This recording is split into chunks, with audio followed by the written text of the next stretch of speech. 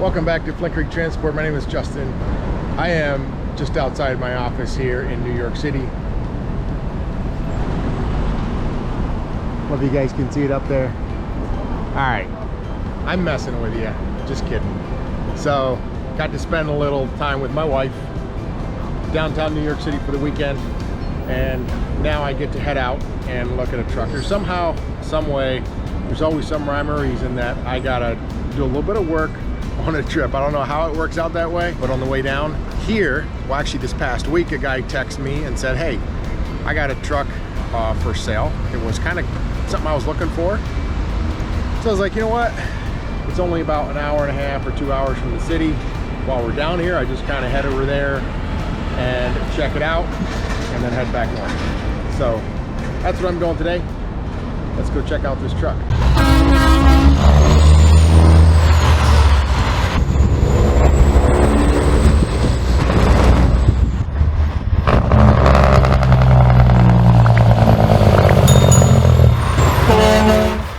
So I'm here at the parking garage, just waiting on my vehicle. I'll tell you guys, New York City is absolutely crazy. The city that never sleeps. But it's been a long time since I was down here, and also it's been quite a while since we just did a little getaway. So it was a lot of fun. We did a lot of biking, a lot of walking, and just checking out the city. If you guys have never been here, check it out. I know it's probably every truck driver's worst nightmare to come into the city. But there's trucks in here, a lot of them come in at night. The crazy thing is, now I gotta get back out of here, and I know I got a little bit of driving in the city just to get back out. So we're going out in the middle of the day, so hopefully it should be easy.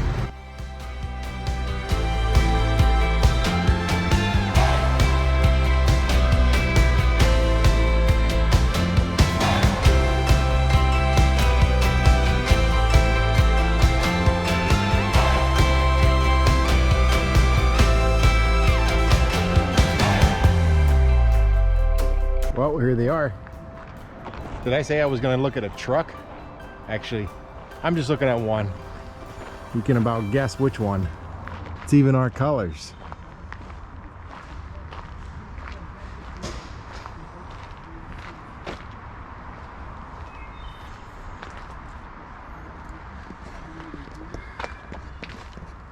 So, about a week ago, I had a guy from our YouTube channel call me up and let me know that, hey, he's got a friend that's got a truck for sale. And I was like, you know, want to get the specs, stuff like that. And this is a 1999 Kenworth W900 1LW cat motor, 475, Super 10, 40,000, 8-bag suspension. Pretty much the spec of one of our trucks that we have, truck 118. And I wanted to just check it out. We were going to New York City for the weekend, and I was like, you know what, I could probably tie it in Monday, just swing over. It's about an hour and a half to 2 hours out of the way. So I stopped in, check it out. Like I said, guys, this is a 99, and I want you to realize when you're looking at a 1999 truck, it's not going to be perfect. There's going to be things that are wrong with it, or there's going to be some flaws, and you always want to make sure that the core components are right. That's where I start. The driveline, engine, transmission, rears, you know, some of the main things, frame rails. And looking at this truck, it does have some rust. Kind of what caught my eye is when I was looking at it, there's parts on it that were not rusty, and there's parts on it that were. One of the things is, like, say this rear end here is actually very clean. That housing is very clean. These frame rails not as clean. Some of the minor things, it's probably gonna need brakes, it's gonna need shocks, you know, some other things I look at under the cab, how rusty it is. There's some of these parts, components that have been replaced in here. On the other side, the Y pipe's been replaced. This piece in the back can be expensive sometimes, and that doesn't look terrible. It's got a little bit of rust on it, but again, not bad. Usually to repaint the frame rails and to smooth them from the back of the cab to the back for something like this is right around 5 grand, 4 to 5 grand. We can always do that if we get this truck. And the tanks, this tank's been banded, you can see right here. So that's just eventually what happens with these trucks, or with these tanks, is they'll just corrode through and eventually start leaking. So they'll just put a aluminum band on those tanks. So it's not the shiniest truck, guys. It's definitely not the shiniest truck, but from what I can tell, it's been well maintained. It's got a few scratches, some dings here and there, but nothing major. We're gonna get this hood popped. I'll show you some more. Something else I want to point out, and it kind of makes these trucks look not so nice, but if you see up in the corner, the mirror brackets where it mounts to the cab, those are metal and they rust. So those are fairly easy to swap out, and it makes the truck look a lot better. The engine, again, for a 20-year-old truck, 1.2, 1.3 million miles, right in that range, it looks normal. You know, I was able to run it down the road, got a little bit of feedback, you know, from there, you know, got it warmed up. The blow by is not bad at all. Overall, it's not a bad truck. It's been well maintained. That's the most important part. Looking in here, the radiator, if you guys can see that, but definitely needs replaced, or at some point very soon down the road is going to need replaced. Common problem for Kenworths, right in here, you can see that's cracked. Again, not a huge deal. So there's no air dryer on this truck. We'll have to put that on if we get it. One of the other things with Kenworths, and really any truck in the north, you get some corrosion in here, and it raises this up, so when it shuts, gets tight in there. I call these two-hand doors because you need two hands to get them open. It's really hard, so you got to push. Use one hand here and one hand here to push in, and they'll pop right open. So I don't know what all you guys look for when you are truck shopping, but you know, I guess, you know, I was trying to think when he called me, you know, one of the first questions I asked him was the spec of the truck. You know, what's the truck spec like? And it was kind of the spec that I was looking for. It kind of went from there.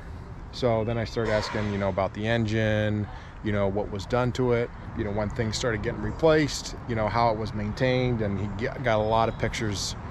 That helped a lot, and it kind of gave me a good idea whether I wanted to even come down and look at the truck, or whether I wanted to just, you know, write it off. I don't want to take a peek at it. But we have a few of these trucks that are in the 99 to 01 range, and they're solid trucks.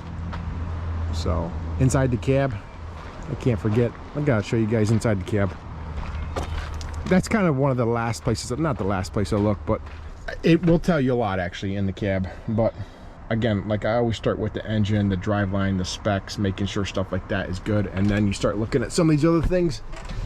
But the cab, the inside is nice. You can also tell, you know, how well a truck's been kept up. You know, just little things like these tend to go out pretty quickly on some of these Kenworths, and you know, they're in there, they're working.